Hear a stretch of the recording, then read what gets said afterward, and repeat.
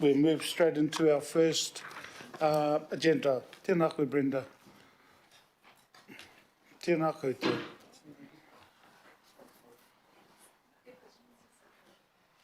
So it's been moved by Councillor Case and it's seconded by myself. Tēnā korua. Dave, I'll let you introduce the young lady to your right, and then we'll just head into the presentation. It's self-explanatory, but I know that you've got a short PowerPoint, and then we can put it on.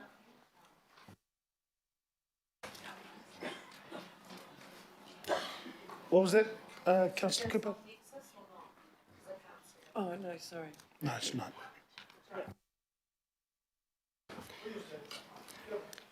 Kia ora koutou, and I'll just introduce Geraldine Wilson, who's here to my right, who is our investment advisor in sport and recreation, and has done a large amount of hard work in the preparation of the materials for today. So this is Geraldine's work that I'm going to be speaking about today.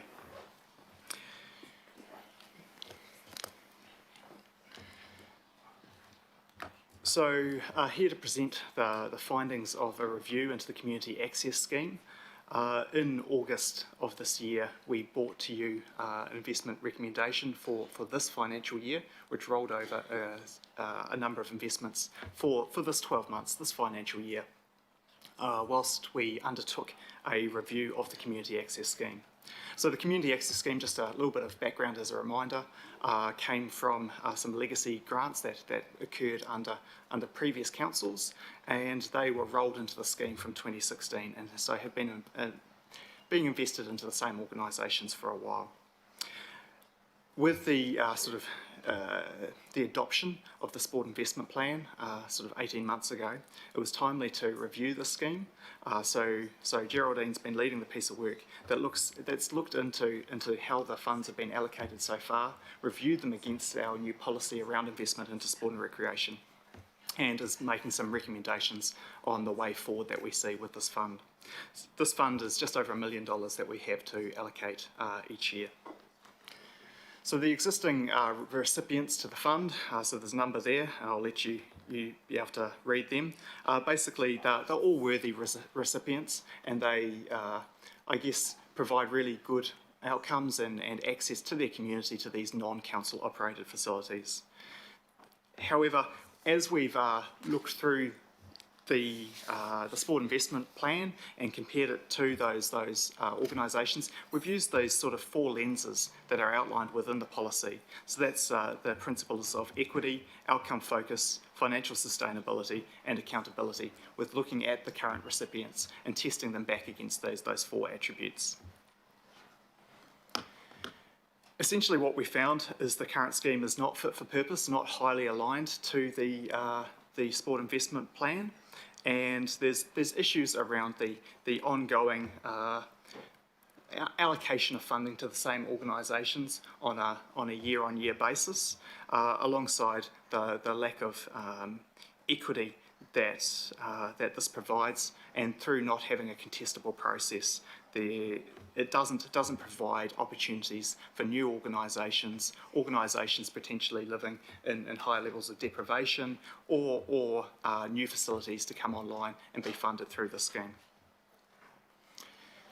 So there's three options that have been put on the table alongside a status quo option.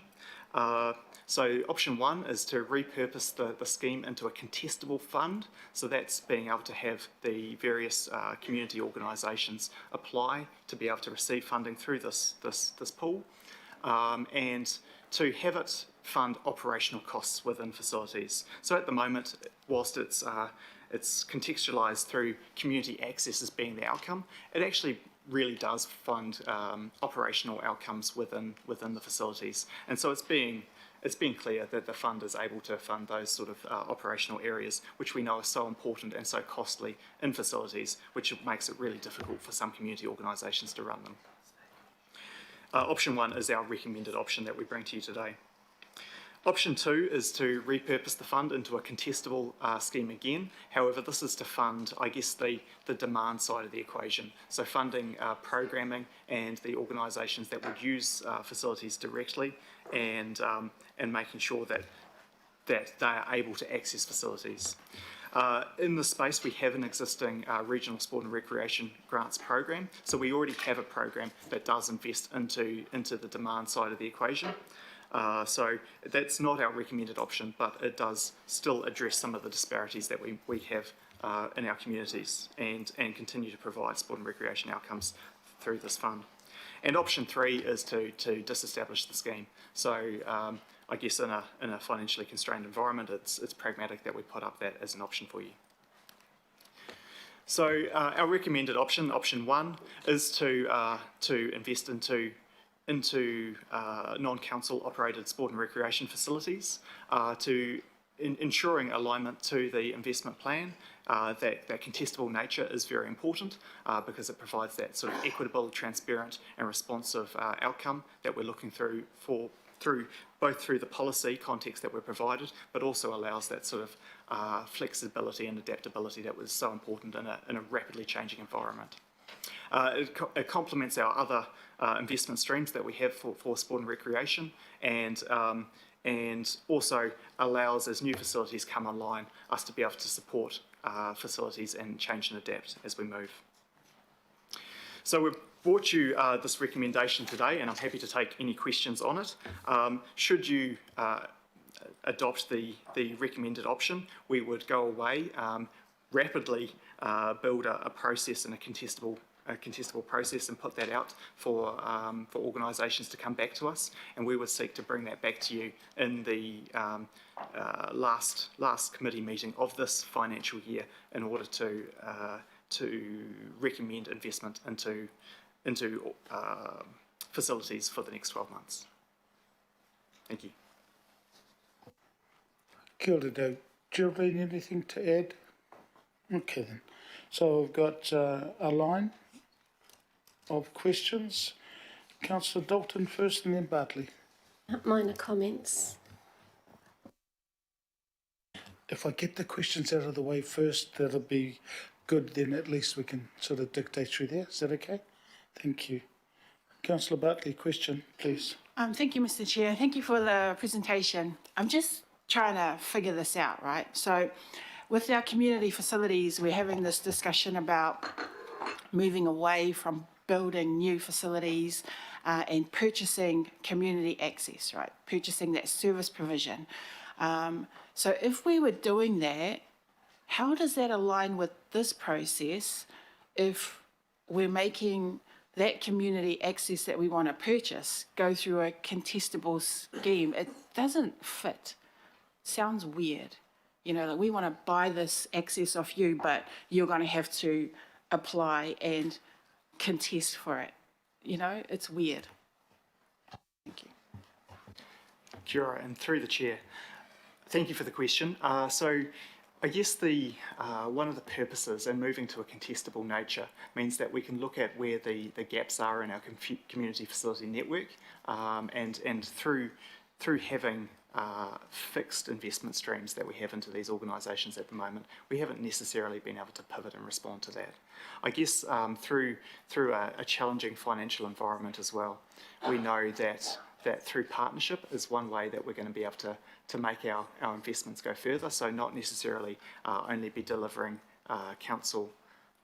through council facilities, but using those sort of non-council operated facilities is going to be really important. Hence where this program of investment comes in as well. Your comment around, I guess, making organisations apply is a good one. That's going to take time and resource for them at their side. It's also going to take time and resource from our side as well. I guess it is a way of being able to bring an equal playing field, so to speak, to the organisations that need our support. Help them to demonstrate where their needs are, and be able to provide sort of that impartial review, looking at those 4 principles that were outlined in the investment plan, especially around equity, outcome focus, accountability and financial sustainability, really weigh all those options together and make sure that we're investing into the right places. So I take the point that, you know, we could be being more specific and sort of targeting our investment through a process that staff go through to analyse network gaps, but that doesn't allow some of the organisations to potentially raise their hand and showcase the challenges that they have and their desire to support us in being able to get their communities active. So there's pros and cons, but this is, I guess, the way we see we can best deliver those outcomes. Question, Councillor. Oh, sorry, supplementary. No, I'm worried about it because in some areas you don't have much of a choice, so there isn't really any competition to have that. Like I'm looking at the Tamaki one, we don't have any other recreation centre, so you know, for us that is why we purchase the community access from them. If we put them through a contestable process, what is the point when we're going to give it to them anyway? Because there's nobody else to contest with. We're just making it even more bureaucratic and harder for them when they're doing us a favour. Yeah, through the Chair, just responding to that specific one. So the term of that trust deed is coming to an end at the end of this financial year. So that particular one will need to, the asset will be subject to the decision making between the trust board and the school, is likely to move back into the governance of the school, and so then the school will need to make decisions about whether or not they want to open that facility up to community access as well. So we're working with them on that outside of this process. But this, I guess, that's a really good example of how things do change. And so by having a contestable process that can adapt and respond to the changing nature of what's going on in our communities is something that the recommended change can respond to. Yeah, that was a really good answer. But maybe I shouldn't have used Tamaki, but my point was we have no competition. Are we just adding further bureaucracy and, you know, where you're actually desperate for that service? So, but anyway, Yeah. it's all right. Councillor Walker, point. question. Yeah, got a few questions. Making the assumption, but maybe you can confirm it, that what we'll look at if we apply this option is that there'll be medium to long-term arrangements rather than just short-term, because quite obviously contestability is great, but you don't want to have to do it on a yearly basis. So that's the first question. Kia ora, and thanks for the question through the Chair. So the community grants policy allows for strategic grants, and so we see that we could offer multi-year funding agreements through this scheme. I guess we are seeking the resolution about the change of nature of how we fund through the scheme in this meeting. We will likely come back to you with recommendations for some multi-year funding agreements once we see what the contestable process surfaces. So that's certainly something we can do through this fund. The other question I've got just goes to sort of risks and impacts, and it's not so much identified here, but quite obviously if we've got an existing situation, so there are current recipients, have you done any analysis as to what the impact might be there? Because quite obviously there's a commitment that we have, and I imagine some of that commitment may even be contractual, if not current council, then legacy councils. So we done any analysis around that? Thank you again for the question. So yes, we've looked at, I guess, the existing funding recipients. We've looked at how much of this funding makes up of their total revenue to those facilities. So we've considered that as part of the financial sustainability through the review. Additionally, the reason these organisations have been receiving funding is because they do provide a valuable community service, and so that will certainly be something that would be taken into account through a future contestable process. I guess finally we've also provided the opportunity through consultation through this review with those organisations for them to be able to feedback, and I guess they've a number of them have identified how important this funding has been to them for their continued operations. So that's certainly something that we need to be cognizant of and be aware that when we bring back future funding recommendations, that any changes does have a business impact on these organisations. But I guess that's some of the weight that we have to put on how we get our best outcomes for council investment in an environment where we've got financial constraints and we will have a limited fund that we can allocate. My last question just goes to the point that you just made. So let's say that we make a determination that, you know, a number of these existing recipients are important, but on the basis of a more contestable fund, there are other entities that might also benefit. It follows that we might need to increase the fund, and there's a risk attached to that, and that's a financial risk. So have we identified what that quantum might be? And I know it's difficult, but I'd suggest that it's highly likely. Thank you again for the question. So I would highly suspect that when we run a contestable process, we will be significantly oversubscribed in terms of applications for funding, and that's when we will use the principles outlined in the investment plan, the policy guidance around how we bring back our recommendation. I guess at that time we'll be able to have the conversation around the scale of which our community-run sport and recreation facilities are looking for support. And no, I don't have a figure around that overall need across the region, but it will be significant, and this is where the prioritisation of where our investment is really important. So just through you, Mr. Chair, I would identify this as a significant risk, reputational risk. We go out, there's an expectation on the part of multiple organisations that they can avail themselves of something. So look, that'll be a conversation around long-term plan, depending on how we move from here. We've got a bit of a line-up, so Councillor Simpson online. Thank you, through you, Mr. Chair. Look, my question, it is quite good that it follows on from Councillor Walker. That is, I want to know what communication we've had to the groups. Obviously, we gave them a one-year funding, and that runs out in June next year. But if we were to agree the recommendations, would that potentially mean that for the 21 year, July 21-22, they would miss out on funding and therefore only have 6 months notice that they may not get that funding again? I mean, these are long-standing groups that have had that funding. I'm just worried about that reputational risk and that communication from us to them. Kia ora, and through the chair. So yes, we have communicated with the current recipient organisations. When we passed the agreement to fund them for this financial year, it was done on the basis that it was a one-year funding agreement, whilst a review of the scheme was being conducted. So that was I guess communicated to them at that point. Through the review process, we've also been able to provide them the opportunity to feed back against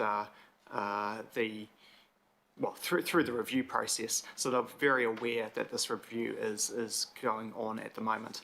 So they've been provided the opportunity both to meet with us and or provide feedback in writing as well. And the majority of them have done one or both of those things. So yes, we've done that. Any future recommendations for funding doesn't preclude the existing organisations receiving ongoing investment as well. So they would have the same opportunity as any other organisations or sport and recreation facilities across Auckland to be able to apply for funding through this contestable scheme as recommended. Through you, Mr. Chair, may I ask a supplementary? Yeah, of course. So just putting it very, very bluntly, these organisations know that they may not get funding as of July next year. Is that correct? Yes, that would be correct. Thank you. Thank you, Mr. Chair. Thank you, Councillor Simpson. Councillor Cooper, Watson, and then Henderson. Yeah. So the main point of this is to get better equity, be outcome focused, and get better accountability. I mean, when I look at the status quo, that's what's not working. So you've talked about identifying areas that aren't being served. Have you got any particular areas or demographics that you think would benefit from a change? So, through the chair, and thank you for the question. So we have, I guess, done some analysis on that. Through the appendices to the report, you'll see a couple of different maps that have identified where the facilities that we currently fund are, and I guess there's a couple of lenses that we've used there. So both population growth alongside deprivation index. So we've sort of looked at where the facilities we're currently investing are, and those couple of lenses. So we've also used some additional ones like where our Maori communities live across Auckland. So we've thought about that, and that was part of the review to consider or not whether we're meeting some of those principles of equity through this. Councillor Watson and then Henderson. Thanks, Dave. It was a very clear presentation. My question really just, I think you've kind of covered it, and from a very practical sense, is really trying to gauge some assurance from you. Given that you've got a much better insight into the current recipients and potentially the other ones that might come in, just in terms of the reality of balancing organisations who often build in that council component. It's a given, even though it might be on a contractual basis. So what I'm trying to read between the lines is that conceivably some of them could be adversely affected going forward, and or the fund itself might have to be increased, but we know that that's going to be a big ask in the current circumstances. So the question is, at the end of that, is I'm kind of reading that there's a degree of uncertainty for the current recipients, and conceivably there are better people lined up that could take their place. Is that a reasonable assessment? Through the chair. So I think there are likely a number of other sport and recreation facilities in Auckland that could really use some operational investment to be able to, I guess, ensure their financial sustainability and help them really achieve good outcomes for their communities. I guess we are really cognizant of the existing recipients, and it is important for us that they continue to be able to provide really good outcomes for their communities as well. So that will be something that we consider through that sort of financial sustainability view that we've talked about through those policy principles, and so we'd be considering that as part of this, because obviously a significant change of investment into any of those organisations could have a really significant impact on their financial planning and in how they're able to operate as well. So yes, that will be something that we consider. But at this stage, I can't say whether any of the existing fund recipients would necessarily end, or whether it might be a diminished investment level. Thanks, Dave. Councillor Hills and then Newman to finish off questions, and then we'll go to the item. Thank you, Chair. And before my question, just to Dave, just condolences to you and your team for the loss of your staff member this week. And it was only a year since a similar tragic death of another staff member in a similar way. So just know that Albany was only closed one day, and I think Glenfield last year, under similar circumstances, was only closed one day. So I think it's probably good for us to acknowledge that staff are still out there doing the mahi after these things happen. So thank you for all the support you've been doing. My question is around so assuming all the groups can still apply that are getting the funding, but I guess for when we suggest, say in North Harbour Netball's situation, we suggest they have large cash funds. I guess the worry for me sometimes, if we don't look at the whole picture, so obviously they save up big cash funds because they fund their own facilities. So a couple of years ago it was the leaky roof, they had to replace the building, they obviously apply to local board for grants for resurfacing, but they have to find that money themselves. Whether they get it from us in the end, they still have to do that. And the other thing I have a concern about is maybe in the more affluent areas like the North Shore, often because they have to put up their prices or access so much, it is the more vulnerable people within our community that miss out in those areas. So are those things taken into consideration? The fact that sometimes cash reserves are, because they're trying to fully fund, which we are encouraging, and that sometimes the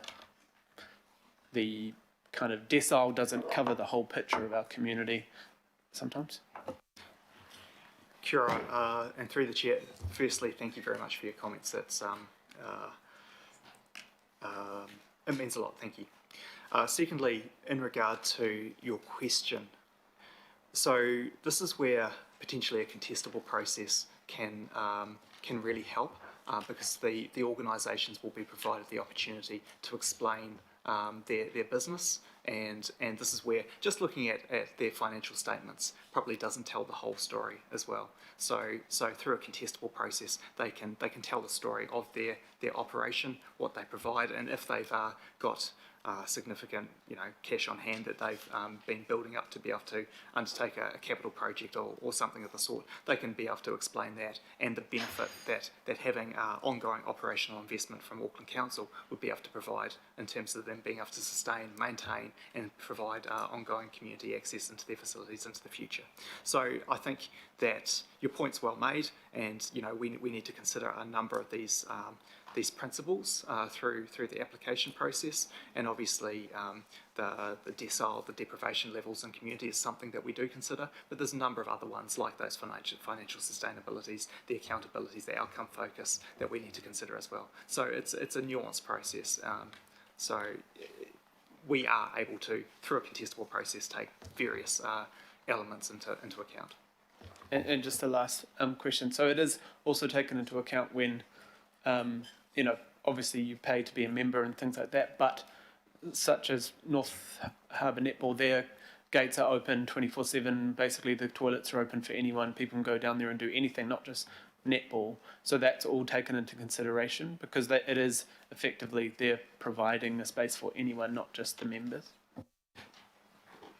Yes, and thanks for that point. We haven't actually built the contestable process yet because we're seeking the resolution first, but that is the type of thing that we would consider, whether or not the facility is, the number of hours that it's available to the community, what it looks like, payment for access, all those sort of elements would be the types of things that we could consider through the process. Perfect, thank you. Councillor Newman and Councillor Bartley, you got one more question? Pardon? Yeah, no, I just wanted to find out. Councillor Newman. Thank you, Chair. So the scheme is not a new scheme, it's quite an established scheme now. And reflecting on the recipients, I mean, the recipients are very, very good organisations, very worthy. We are purchasing services and they are providing very good services. But they're also in quite a lucky position, aren't they? Because actually there's a lot of organisations out there that could, in a contested situation, apply, and the merits of the application would have to be considered, and I think that the discussions would be difficult. So to me, from what I can understand, it's basically, this is taking a monopoly position and it's putting it into a contestable environment, and then we're going to go through against the merits of the application. The benefit of it, though, wouldn't it be more beneficial, as Councillor Walker said, to be saying, well, a recipient who meets the requirements of the fund, and therefore we go into a partnership relationship, we are actually, it would be more beneficial for them if it's a 3-year funding scheme as opposed to an annual scheme. So that's what we're moving to here, because that's what we need to be doing. It's a more profit. It's a better option for the providers of the services if they don't have to come back every year. And if the success of the scheme is such that actually we have to look at increasing the value proposition in terms of a funding debate, we'll do that through the long-term plan. So can that happen today? Kia ora, and thanks for the question. So certainly the through that sort of financial sustainability lens, we know that a commitment for year-on-year funding is really important to some of these organisations, because they can plan their cash flows, they can understand the financial model of their business, and know that there's going to be multi-year investment. It's certainly the intent that that was something that was considered through the contestable process, and that we would likely bring back some 3-year investment streams. I guess part of what we would likely come back to you with in June might be a mix of both.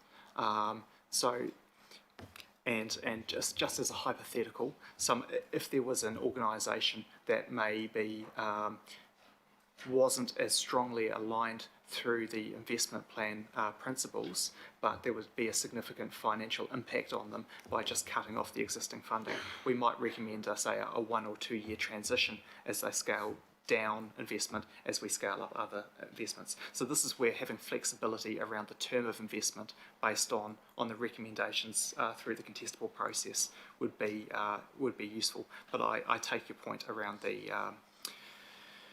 the ongoing certainty that just committing to a 3-year cadence would provide.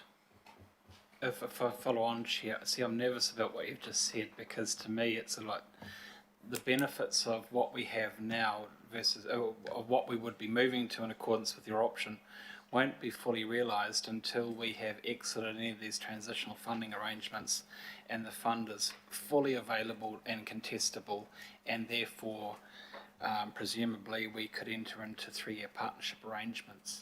So that makes me nervous. And secondly, I wonder, have officers put in any bids to ELT for increases to this funding as per the long-term plan, or have you been counselled that maybe it's not a good time to do that? I take it. Firstly, thank you for the point around the nervous nature around the transitional nature. That was a hypothetical that I provided, and I'm not saying that will happen. It was sort of an exemplar of how it might. Having flexibility around term might be advantageous in this fund. Around the quantum of funding through this community access scheme, no, we haven't put up a bid for the for consideration through the long-term plan. At this stage, we've been conducting the review and bringing back the advice to you first. I guess we're well aware that the operational nature of non-council operated facilities is highly expensive. You know, we know running facilities is a costly exercise, and so we have the Sport and Recreation Facility Investment Fund that can support into the development of new facilities, and that's been a great advent that came through the last long-term plan process. Certainly, we're aware that as we create more facilities, potentially in partnership, this will likely increase the need for operational support through time. So that is something we're really aware of, and but at the same time we need to work within the financial constraints that we have as an organisation at the moment. So I think that's a conversation that could be had in the future. Last question, Councillor Bartley. Oh, thank you, Mr. Chair. I really appreciate you letting me have another go asking a question, because I already asked one. I wanted to ask, this is really interesting. It's like a jigsaw, because we've been through the different phases and workshops and meetings of the policy and trying to make it more accessible and equitable. And I wanted to ask, in making it more accessible, it isn't just about who accesses the services that will be provided, the sports that will be provided, it's who's applying. So is there anything happening on that side in terms of building the capacity of those organisations that will be able to tap into this, as opposed to, we've got a few bigwigs in there that are already getting funded because they have the capacity and the structure there, but others that could possibly provide sports to our diverse communities in different ways haven't got that, so wouldn't be able to tap into this. Thank you. Kia ora, and through the chair. it's a really good point around the capability of organisations to be able to apply for funding. So two points around that. Firstly is we work in partnership with the sports sector around the development of capability of various sports organisations, whether they be sports clubs, sports facilities, organisations that run community programming. That's usually done, so the capability build of them is usually the responsibility of the Regional Sports Trust Network, or in the case of organised sport, the regional sports organisations, to help support their various entities to build capability to deliver for their communities. We have some investment into that space to be able to support those organisations to deliver that mahi. However, I guess we do know that there's some disparities around the level of capability and the ability to, I guess, oftentimes have paid employees to be able to do funding applications, to make applications to a fund of this sort. So that's something that we are really aware of. Secondly, and this is probably a little bit of a tougher response in a way, running a facility is hard and it's complicated, and there is a level of competency that is required for organisations to be able to maintain a facility, to deliver programming from it, to be able to reach into their communities effectively. So through a fund like this, we are looking for relatively competent organisations that can deliver good quality outcomes for community, and making sure that our investment of this type of fund is I guess, targeted at organisations that can maximise the benefit, obviously back in line with the principles of the Sport Investment Plan. So we are looking to work with partners with a relatively good degree of competence, because we know how challenging some of that facility operational management can be. So that's the end of the questions, and look, I'll start the comments off with myself and then straight to you, Councillor Dalton. I obviously had been talking with Dave, especially in regards to this, because obviously with Colma and the money we received from the regional fund. But then Councillor Cooper mentioned three of the reasons why this has come to us as to recommend the repurposing. And look, one of the key things I ended up deciding was putting the regional hat on, which I've always done. And based on that, but also about the sport investment plan, Dave. So look, I again, that's why I wanted to ensure that waiting to around developing and implementing that the community access scheme to a contestable operational grant is the work that I'm looking ahead for. So yeah, look, that's just my little sixpence. Councillor Dalton. Thank you. Hi, Dave. Thank you for all of this work. Geraldine, thank you for all of the work. So I mentioned to you, Councillor, I won't be supporting this, and I've got three reasons that I'd just like to work through. So, look, I think that, first of all, there's the legacy. They've been around for years, and I recall at the very beginning in 2010 that the organisations I know about had the heads up that be prepared, because this may not be hanging around for much longer. So they've had a few years with the fund. I think that to change it to contestable is pretty challenging on them. Some of them are receiving a great amount of money. What I would have done is, at least 3 years ago, I would have moved these budgets to the local boards, ABS, OPEX budgets, and then transitioned them out in 2 to 3 years, probably 3 years. And then I would have disestablished the fund and put it into savings, which is possible.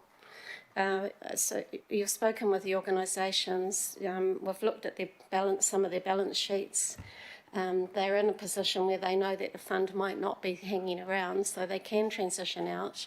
They would need the support of that, and perhaps that could be done in 2 years. And then at that time, it could coincide with the bulk funding of the local boards, who will then be in a better position to provide what would actually be the contestable amount, because once this is open to contestable, those funds drop, the applications increase. And I think fundamentally, arguably, these are not regional facilities. These are more local facilities than what I would consider to be regional. So that's one reason. The contestability is really limiting on the current organisations. I just think that it's not going to make it that much better for all of the others that apply either. And I do believe that it's more localised than what it is regional. Secondly, a contestable fund is going to create, it costs a lot of money to process grants. So it's a lot at the front end and it's a lot at the back end for the organisation, and you alluded to that, there's going to be a cost. It contradicts what we're trying to do in $90 million worth of savings. We're going to increase administrative load and it's going to increase costs, and I think if we cast a lean efficiency lens over this, that it will end up costing us more money to have a contestable fund, and that is in complete contrast as to what we're trying to do over the LTP. And lastly, the CCO review is very, very clear on our strategic responsibilities around strategy and policy implementation and governance of implementation and communications with council-controlled organisations. I think a contestable grants round of $1 million is going to distract us from doing what our role really is. I think I have a view on grants. I support regional grants, but I think we need to have a broader conversation about what is regional, how much time we spend on it, the cost of it, and focusing on what the recommendations have been for us as a governing body out of the CCO review. So those are three very different reasons why I won't support the contestability of this grant. Thank you. Kia ora. If there's no further comments, just one clarification, Councillor Dalton, I just wanted to ask Dave about was the second point that you had. Dave, I'd be interested to sort of hear your comments around the administrative cost. I think it's important because if Councillor Dalton is right, I mean, look, that's, you know, at least it's there. But I just wanted to get your comment, please. Kia ora, and through you, Mr. Chairman. So you are correct, and we have outlined it within the paper that there is additional resource in terms of staff time to implement a contestable process. And look, we believe we can do that within existing resources that we have within Parks, Sport and Recreation to be able to deliver that process. I guess importantly, what we are trying to do here is implement a policy that was adopted by this committee, and make sure that we are, I guess, using the opportunities that when these different funding methodologies that we have into the sport and recreation sector come up, that we're considering them and making sure that they are aligned to the policy context. So I take your point, and yes, it will take some more time and effort from Geraldine and the team to be able to deliver on this contestable process. But we believe we can do that within our existing budgets.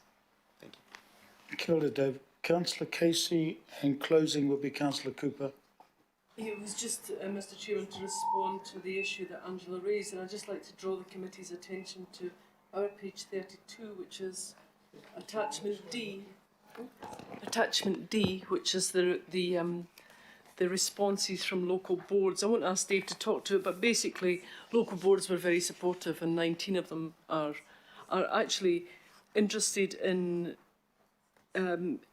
being part of the criteria for the future. You know, what is it we need to look at? Equity, housing density. They've given us a whole range of possibilities. So this is the start of a process that the local boards have said yes to.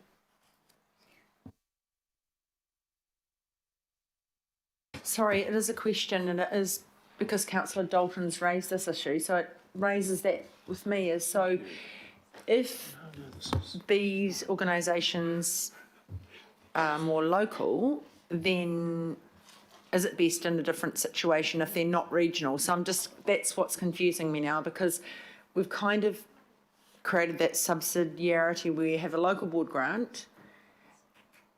So in your opinion, I mean, I've got no answer to this and no biases, do these current groups more readily sit in a local or maybe a regional, sub-regional space? And yeah, are we treating it right? Kia ora, and through the chair. So certainly that is something we have thought about through the review period. A couple of points on that. One is local boards do have LDI funding that they can invest into local facilities within the area. So there's nothing about this fund that's prohibitive to local boards being able to support facilities within their local community. Secondly, in considering things like equity, by maintaining this fund at a regional level, what it allows us to do is cast that view across all of Auckland and look at where the facilities lie, where they fit in terms of the context of the communities that they're in and the services that they provide, and consider that from a higher level and a regional perspective, rather than, I guess, let's say, dividing the fund up into 21 local boards, which would, if it was purely done on a number divided by 21, it's about 50,000 per local board. I know we wouldn't do it that way, but potentially you lose some of the scale that we're able to achieve and the magnitude of investment into any particular facility, and the impact that we can derive from the investment may be lower. So there's a number of attributes that we need to consider, and I think, it is right that it's maintained at a regional level. Additionally, it allows for flex and change through time. So as new facilities come online, as different organisations build into a more financially sustainable position, we're then able to move into potentially another local board area to be able to provide that investment based off the regional need across Auckland. So it's kind of, you've got that, and then you can add in from a local board if you want to. If you want to do, for example, programs or... Correct. Yeah, so, okay. For example, in the case of Colmar, in the past, they've received investment through this fund, and in the past, the local board has also provided investment into that facility as well. So it doesn't preclude local boards being able to invest into their local community organisations as well. Councillor Bartley and Councillor Walker to finish off. Oh, thank you, Mr. Chair. Just a comment from me. I look at things like real basic, and I look at what's going on, on the ground. And I have one facility that I'm aware of. They have 2 tennis courts. One tennis court is really flash, and that's for their private members. And the other tennis court, which they are funded for community access, is really run down and pretty ratty. And that's the one that's open to the public. So and that's regionally funded and locally funded. So I'm open to this process of contestability and following through with what you guys think is best, because I see the need and I appreciate where you're going with this in terms of trying to make things more equitable and accessible. So, yeah, thank you. Councillor Walker to close the debate, and I'll put the recommendation. Yeah, so just a few comments. I guess one general concern that I've got is I would suggest that a number of these facilities, these are the current recipients, are not simply local, they amount to local board clusters, certainly sub-regional at the very least. So I have a concern around funding generally through local boards and then funding through council. At the end of the day, it's all coming out of the one pocket, and that's out of ratepayers. And I really think that we need to move towards funding and contestability across everything. because my observation across funding proposals to local boards is often they don't have the same degree of oversight and in many respects contestability, if you want to put it, as is occurring regionally. And I think we're going to get into real problems into the future. I mean, you can have a facility that's in one local board, but it might be on the immediate boundary of another local board, or conceivably two other local boards. And it even becomes more complicated as activities expand. This applies not just to sporting facilities, but community facilities, art facilities generally. So I think there's a piece of work that's required to look at funding generally before we go down any number of rabbit holes. The other concern, and I have raised, is we need to look at multi-year relationships. I think that's critical. If we are going to have something that's more contestable, we need to make that process as easy as possible for people to fill in the data, so that if there is comparative data, that there are metrics there that go to that, so it's easy for the officers to achieve oversight.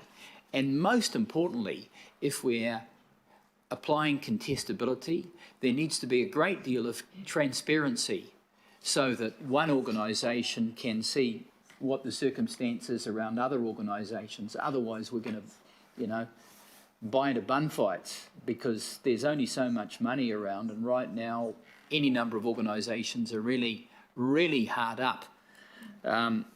I would suggest, Mr. Chair, that there may be a place for the regional sports trusts around this process that we're considering as well. They could be in the mix. So I think there's a bigger picture that we need to look at here, Dave. So their comments that I'm making, I don't necessarily need a response. No. Thanks, mate. No problems at all. Thank you, Councillor Walker, for closing the debate.